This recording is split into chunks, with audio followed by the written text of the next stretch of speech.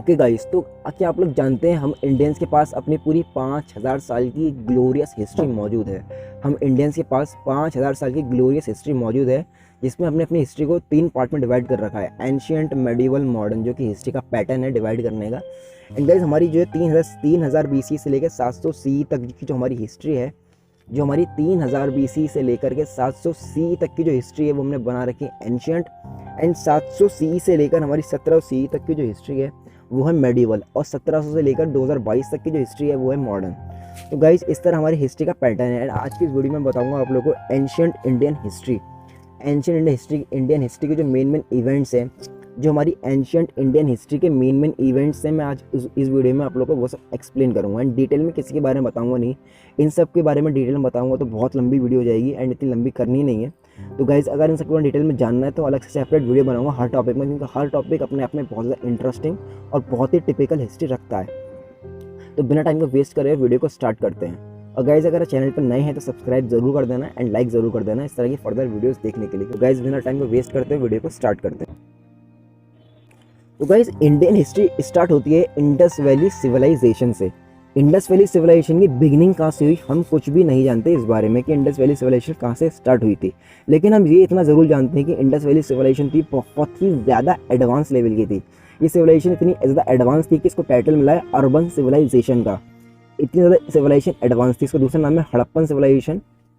Indus valley civilisation जो थी ये इतनी ज़्यादा एडवांस थी कि ये लोग जानते थे कि किस तरह से नालियाँ बनाई जाती हैं, ये लोग जानते थे किस तरह से स्ट्रीट्स बनाई जाती हैं, किस तरह से पकी हुई ईंटें बनाई जाती हैं, ये लोग जानते थे इस बारे में। और ये लोग जानते थे 2 या 3 स्टोरी का घर बनाना। करीब 5000 साल पहले ये लोग जो थे ये सब बातें जानते थे, किस तरह से ईंटें बनाई जाती हैं, किस तरह से नालियाँ बनाई जाती हैं, किस तरह से 3 से 4 स्टोरी का घर बनाया जाता है, किस तरह से 2 से 3 स्टोरी का घर बनाया जाता है, एंड किस तरह से सिटाडेल बनाए जाते हैं, किस तरह से दीवारें बनाई जाती हैं, एंड किस तरह से रिवर को काटा जाएगा, किस तरह से जो है ब्रेड बनाए जाएंगे, किस तरह से कपड़े सिले जाएंगे। ये सब लोग 5-6 साल पहले ये सब बातें जानते थे, इसलिए सिविलाइजेशन बहुत ज़्यादा एडवांस थी। और ये लोग जो भी कोई काम करते थे, मतलब कोई भी शहर वगैरह बनाते थे, उसके लिए पहले एक प्लान बनाते थे, पूरा शहर, सिटी प्लान, इसको बोला जाता है टाउन प्लानिंग। अगर इनकी टाउन प्लानिंग कभी आप पढ़ेंगे तो आपको लगेगा कि बहुत ही बेहतरीन वाले सिविल इंजीनियर ने बनाई है टाउन प्लानिंग। तो हम आज इस वीडियो में इनकी टाउन प्लानिंग के बारे में डिस्कस नहीं करेंगे, सिर्फ बात करेंगे कितने एडवांस थे। तो गाइस, इन सब बातों से आप समझ चुके होंगे कि इंडस वैली सिविलाइजेशन कितनी ज़्यादा एडवांस थी। तो गाइस, ये सिविलाइजेशन डिक्लाइन कैसे हुई, इस बारे में हिस्ट्री में कुछ भी जानकारी नहीं है। इस बारे में हिस्ट्री के पास कुछ भी जानकारी नहीं है कि सिविलाइजेशन डिक्लाइन कैसे हुई। हम लोग मान लेते हैं कि सिविलाइजेशन नेचुरल डिजास्टर के थ्रू डिक्लाइन हुई थी। इसके डिक्लाइनेशन के जो पीछे रीजंस थे वो नेचुरल आपदाएं थी, कुदरती जो आपदाएं होती हैं वो होती हैं, नेचुरल डिजास्टर थे। तो करीब 1500 BC में सिविलाइजेशन जो है डिक्लाइन हो गई पूरे 1500 साल के बाद। फिर गाइस, 1500 BC के बाद इंडिया धीरे धीरे करके इंडिया बिल्कुल बंजर ज़मीन रही। ये सिविलाइजेशन धीरे धीरे करके धंसती गई और धंसती गई, फिर और धंसती गई, पूरी तरह कम्प्लीटली ज़मीन में घुस गई। फिर इसके बाद ये विजुलाइज नहीं रही, ज़मीन के ऊपर सिविलाइजेशन रही नहीं, बिल्कुल भी ज़मीन के अंदर चली गई। फिर गाइस, उसके बाद आते हैं 1500 BC में इंडिया में आर्यंस जो थे सेंट्रल एशियन ट्राइब थी, जो कि ज़मीन की तलाश में, ज़िंदगी की तलाश में इधर उधर भटकते रहते थे, इधर उधर ज़मीनें ढूंढते रहते थे। तो गाइज़, जो इंडिया है हमारा पूरा लैंड कंट्री है। आप ये बात जानते हैं, इंडिया जो है हमारा कम्प्लीटली एक लॉक्ड कंट्री है जो पूरी दुनिया से अलग है। एंड हमारे कंट्री किसी भी दूसरी कंट्री से मिला हुआ नहीं है। हमारा कंट्री जो है एक तरफ से हिंदकुश माउंटेन से कटा हुआ है दूसरी दुनिया से, एक तरफ से कटा हुआ है हिमालय की तरफ वजह से, एंड नीचे से अरेबियन सी की वजह से, इस साइड बे ऑफ बंगाल की वजह से, नीचे इंडियन ओशन की वजह से। हमारा कंट्री हर तरफ से जो है पूरी दुनिया से बटा हुआ है, जिस वजह से जो है गाइस, इसको इंडियन सब कॉन्टिनेंट भी कहा जाता है। अपने आप में इंडिया कॉन्टिनेंट है, इसलिए इंडिया को इंडियन सब कॉन्टिनेंट भी बोल दिया जाता है। मतलब हमारा कंट्री एक बहुत ही ज़्यादा ज्योग्राफी, इंडिया की बहुत ही ज़्यादा एडवांस लेवल की ज्योग्राफी है, एंड हमारा कंट्री अपने आप में एक कॉन्टिनेंट है। तो गाइस, जब आर्यन इंडिया आए तो इन्हें बहुत सारी प्रॉब्लम्स का सामना हुआ। सबसे पहली प्रॉब्लम थी इनकी हिंदकुश माउंटेन, जिनको पार करना लगभग नामुमकिन था। गाइस, जैसे तैसे करके ये लोग हिंदकुश माउंटेन को पार करके इंडिया में एंटर हुए। सबसे पहले जिस जगह पर ये लोग पहुंचे थे वो थी सिंध वाली एरिया, जहाँ पर सिंध रिवर है, यानी कि इंडस रिवर जहाँ पर है। ये लोग उस पर्टिकुलर एरिया में आकर रहने लगे। तो फिर इन लोगों ने उस पर्टिकुलर एरिया को नाम दिया आर्यवर्ता। आर्यवर्ता की टाइमलाइन है, ये है 1500 BC से लेकर के 1000 BCE तक। वही आर्यवर्ता में ही बैटल ऑफ कुरुक्षेत्र या महाभारत जो है टेक प्लेस करी थी। एंड बहुत सारे एपिक्स थे, बहुत सारे लेजेंड्स ये बात बोलते हैं कि महाभारत जो है वो इसी आर्यवर्ता टाइमलाइन में एग्जिस्ट करी है। अब गाइज ये बात कहाँ तक सच है कहाँ तक गलत है मैं कुछ नहीं जानता इस बारे में, बस जो मैं जितना मैं जानता हूँ उतना आप लोगों को बता रहा हूँ। फिर गाइज उसके बाद जो है ब्रह्मावर्ता एज आती है। आर्यंस ने गाइज इंडिया के अंदर फर्दर एक्सपेंशन स्टार्ट किया, तो वो लोग जो इंडस रिवर की जो ट्रिब्यूटरीज वाली जगह थी उसको छोड़कर गंगा और यमुना के बीच वाली जगह पर आकर रहना शुरू कर दिया उन लोगों ने, जो कि और ये जो टाइमलाइन चली है ये चली है 1000 BCE से लेकर 600 BCE तक। ब्रह्मावर्ता वाली टाइमलाइन 1000 BCE से लेकर 600 BCE तक चली है। एंड गाइज इस पर्टिकुलर टाइम पीरियड में ये लोग गंगा यमुना के बीच में रहे हैं एंड बहुत हद तक इन लोगों ने यहाँ पर डेवलपमेंट की। फिर यहीं पर गाइज कास्ट सिस्टम बना, जो हमारा कास्ट सिस्टम था इंडिया का, ब्राह्मण, क्षत्रिय, वैश्य, शूद्र, ये इसी पर्टिकुलर टाइम पीरियड में एग्जिस्टेंस में आया था। एंड बहुत सारी चीज़ें जो है चेंज हुई इस टाइम लाइन में, इस ब्रह्मावर्ता एज में बहुत सारी चीज़ चेंज हुई एंड इंडिया ने बहुत सारे अचीवमेंट्स किए एंड काफ़ी कुछ जो हासिल किया ब्रह्मावर्ता एज में। एंड गाइस धीरे धीरे करके जो है ब्रह्मावर्ता एज से इंडिया शिफ्ट हो गया महाजनपद एरा में। मतलब महाजनपद एरा एक वो टाइम लाइन है जब इंडिया लगभग पूरा ही इंडिया सिविलाइज हो चुका था एंड हर किंगडम और हर एरिया, छोटे छोटे एम्पायर, छोटे छोटे किंगडम। ओके, तो गाइज महाजनपद एरा के बाद इंडिया में जो मज़हब था बहुत ही ज़्यादा एक्सपेंसिव और बहुत ही ज़्यादा एक्सट्रीम हो चुका था।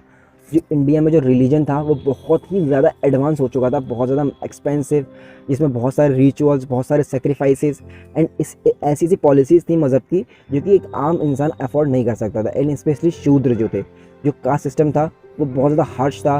कोई भी ब्राह्मण या कोई भी क्षत्रिय जो था शूद्र की तरफ देखता भी नहीं था, क्योंकि वो शूद्र है। इस पर्टिकुलर थिंकिंग को लेकर जो है शूद्रास को बहुत ज़्यादा रिट्रीट किया गया, शूद्रास को बहुत ज़्यादा ह्यूमिलेट किया गया।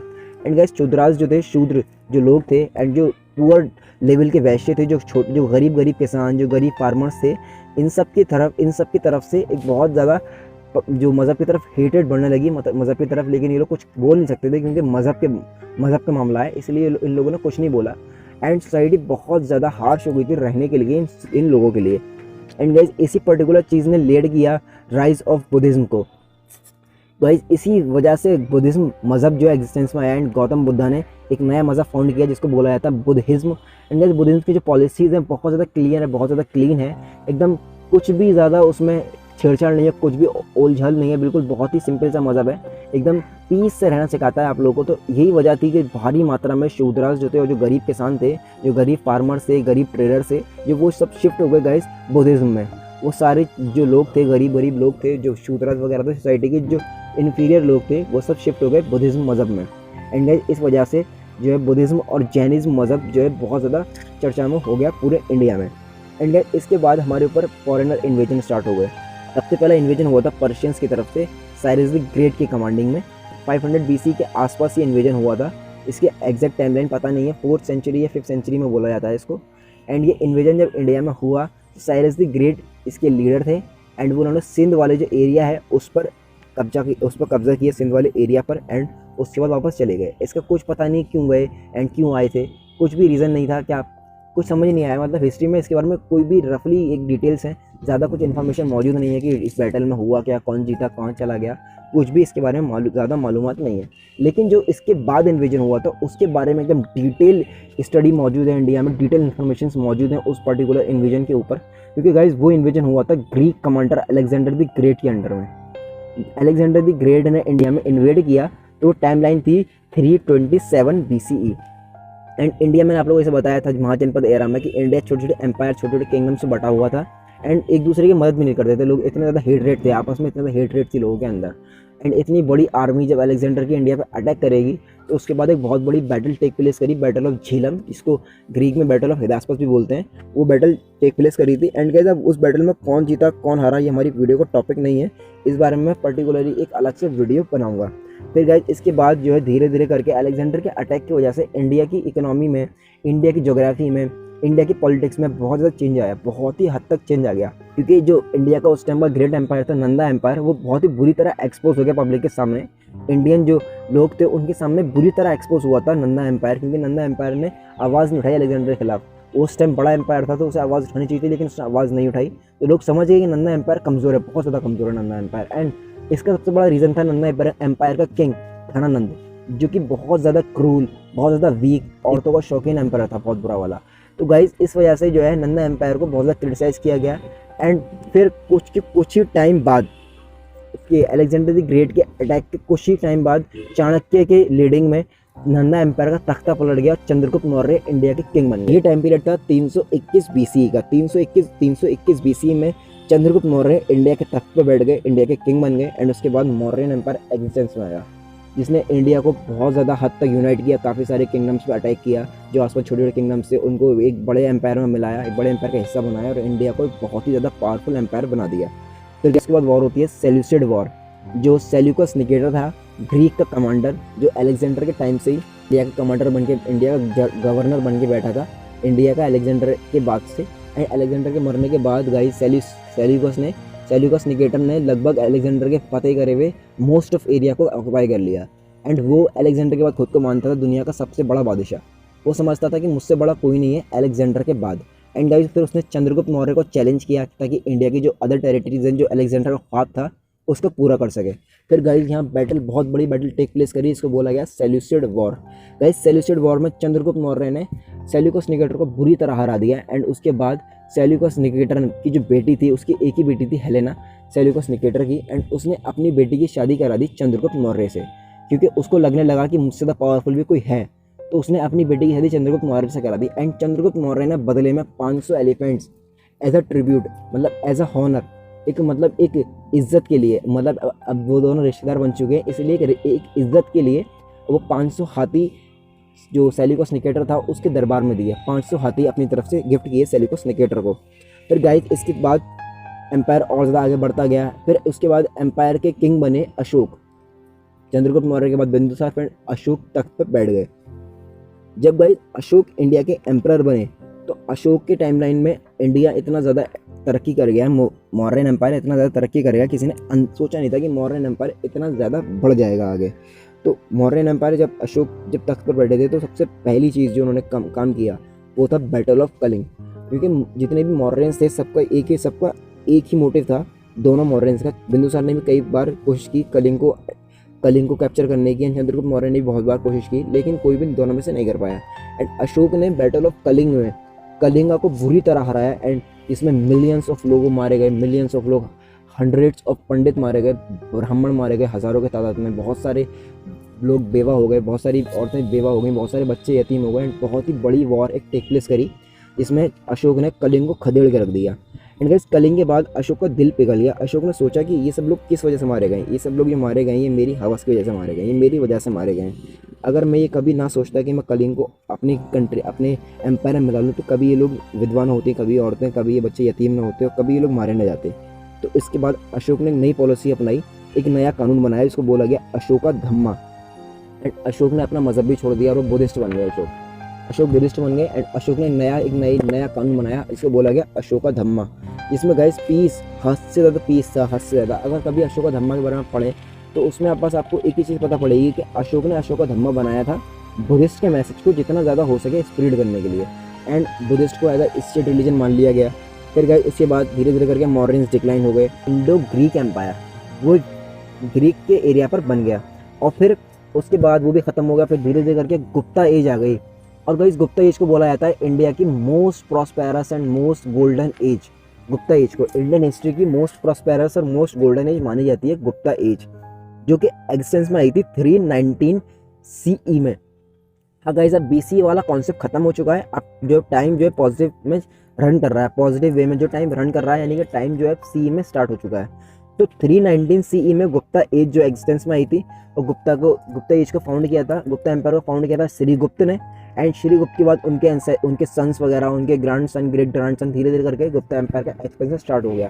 गुप्ता एम्पायर के चंद्रगुप्त फर्स्ट ने जो है गुप्ता एम्पायर को सबसे ज़्यादा एक्सपेंड किया, बहुत हद तक एक्सपेंड किया। फिर उनके बेटे समुद्र गुप्ता ने उसको और भी ज़्यादा एक्सपेंड करना स्टार्ट कर दिया। फिर उनके बाद उनके बेटे चंद्रगुप्त सेकंड विक्रमादित्य ने गुप्ता एम्पायर को और ज़्यादा एक्सपेंड किया, बहुत ज़्यादा एक्सपेंड कर दिया। और वैसे गुप्ता एम्पायर की जो है गोल्डन एज का जो रीज़न है वो उसमें बहुत ज़्यादा लिटरेचर पर काम किया गया, बहुत ही हद तक जो है साइंस पर काम किया गया, काफ़ी हद तक टेक्नोलॉजी पर काम किया गया, क्योंकि इसमें जो है बहुत ज़्यादा ग्रेट साइंटिस्ट इंडिया के मौजूद थे, जिसमें आर्यभट्ट जैसे लोग भी थे, कालिदास जैसे राइटर्स भी थे इस पर्टिकुलर टाइमलाइन में। और इस वजह से इसको एक बहुत ही बड़ा जो है प्रॉस्पेरस सीजन माना गया, क्योंकि इसमें जो है ट्रेड भी इंडिया ने स्टार्ट कर दिया, चाइना से ट्रेड स्टार्ट कर दिया हमने। और हमारा ट्रेड पर्शिया से, अरब से, इजिप्ट से, रोमन एम्पायर से एंड बाज़नीन एम्पायर से हमने ट्रेड जो है स्टार्ट कर दिया। फिर इस तरह इंडिया एक बहुत ही ज़्यादा प्रॉस्पेरस सीजन बन गया। लेकिन गाइज जो सेंट्रल एशियन क्लान्स थी अभी भी, जो एक सेंट्रल एशियन क्लान थी, बहुत बड़ा कबीला, एक बहुत बड़ा रीजन बन चुका था, इसको बोला जाता है हनिक एम्पायर। और वो हंस जो थे उन्होंने इंडिया की तरफ रेड मारना स्टार्ट की, एक के बाद एक रेड मारना स्टार्ट की। और एक बहुत बड़ी रेड के बाद गुप्ता एम्पायर को एग्जिस्टेंस से ख़त्म कर दिया गया। गाइस गुप्ता एम्पायर जो था 467 सीई में ख़त्म हो गया, और 400 से इन्होंने रेड मारना स्टार्ट किया एंड 467 में गुप्ता एम्पायर को ख़त्म कर डाला। फिर गाइस हंस ने पूरे इंडिया पर लगभग धीरे धीरे करके जितने भी इंडिया के प्रॉस्पेरस रीजन थे सबको ख़त्म करना शुरू कर दिया। गाइस ये हंस जो थे ये मंगोल टाइप के लोग थे, जो मंगोल थे उनकी तरह लोग थे, बस कुछ नहीं, इन्हें कुछ चीज़ से मतलब नहीं था, बस जाते थे, लोगों को ख़त्म कर देते थे और जो पैसा जेवर चीज़ जो भी थी सब छीन लेते थे। इस तरह के ये लोग थे। गुप्ता एम्पायर डिक्लाइन हो गया। फिर उसके बाद गाइस इंडिया का एक वॉरियर था यशोधर्मन, जिसको बोला जाता है यशोधर्मन, जो कि 600 सीई में एग्जिस्टेंस में आया था, 600 सीई में पैदा हुआ था, 6 सेंचुरी सीई बोला जाता है इसको, 6 सेंचुरी में पैदा हुआ था यशोधर्मन। एंड ये यशोधर्मन का बस ज़िंदगी का एक ही टारगेट था कि किसी तरह हंसों को ख़त्म कर दिया जाए इंडिया से। फिर गाइस धीरे धीरे करके यशोधर्मन ने और ज़्यादा तरक्की करना शुरू करी, और फिर गाइस उसके बाद एक बहुत बड़ी बैटल टेक प्लेस करी, जिसमें महिरकुला, जो उस टाइम अलचन हंस, जो इंडियन हंस थे, उनका किंग था, और यशोधर्मन के बीच में बहुत बड़ी बैटल टेक प्लेस करी थी, जिसको बोला जाता है बैटल ऑफ सोनदानी। इसको बोला जाता है battle of Sondani. Battle of Sondani 528 CE में टेक प्लेस करी थी। बैटल ऑफ सोनदानी 528 में बैटल ऑफ सोनदानी हुई थी। फिर उसके बाद हंस डिक्लाइन हो गए, हंस इंडिया से ख़त्म हो गए। फिर और इंडिया आगे टाइमलाइन बढ़ती गई, और ज़्यादा टाइमलाइन बढ़ती गई। फिर उसके बाद गाइस हर्षवर्धन की टाइमलाइन आई, जो किंग था इंडियन हर्षवर्धन, जिसने जो कि एंशिएंट इंडियन हिस्ट्री का लास्ट ग्रेट किंग माना जाता है, last great king of ancient history, king Harshvardhan. वो 6 सेंचुरी सीई में एग्जिस्टेंस में आया था। एंड गाइस उसने लगभग पूरे नॉर्दर्न इंडिया पे अपना कंट्रोल कर लिया था, नॉर्दर्न इंडिया पे। एंड साउदर्न इंडिया में भी एक पावर स्टार्ट हुई, जिसको बोला जाता है पुलकेशिन सेकंड। साउथर्न इंडिया का किंग था, साउथर्न इंडिया का एम्पायर था चालुक्य एम्पायर, उसका किंग था पुलकेशिन। एंड पुलकेशिन और हर्षवर्धन में बहुत ज़्यादा बिलिगरेंट बढ़ा, बहुत ज़्यादा कॉन्फ्लिक्ट्स बढ़े आपस में। वो साउदर्न इंडिया पावर में था, ये नॉर्दर्न इंडिया पावर में था। तो इन दोनों की पावर की वजह से पूरे इंडिया पर एक किंग की पावर की वजह, पूरे इंडिया पर एक पर्टिकुलर किंग की हुकूमत की वजह से गाइस एक बहुत बड़ी बैटल टेक प्लेस करी थी। इसको बोला जाता है बैटल ऑफ नर्मदा।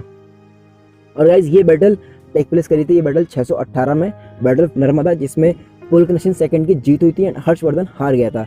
एंड उसके बाद हर्षवर्धन का एम्पायर धीरे धीरे करके सिकुड़ना स्टार्ट हो गया एंड साउदर्न एक्सपेंशन स्टार्ट हो गए। फिर चालुक्य के बाद राष्ट्रकूट के बाद चालुक्य, इस तरह साउदर्न एक्सपेंशन स्टार्ट हुए। फिर गाइस उसके बाद आता है मेडिवल एज, जो हम अगली वीडियो में डिस्कस करेंगे। तो ये थी कंप्लीट इंडिया की एंशिएंट हिस्ट्री। आप लोग होप है कि आप लोगों को वीडियो अच्छी लगी हो, और अच्छी लगी हो तो वीडियो को लाइक करना है एंड चैनल को सब्सक्राइब कर देना। मिलते हैं नेक्स्ट वीडियो में। ओके।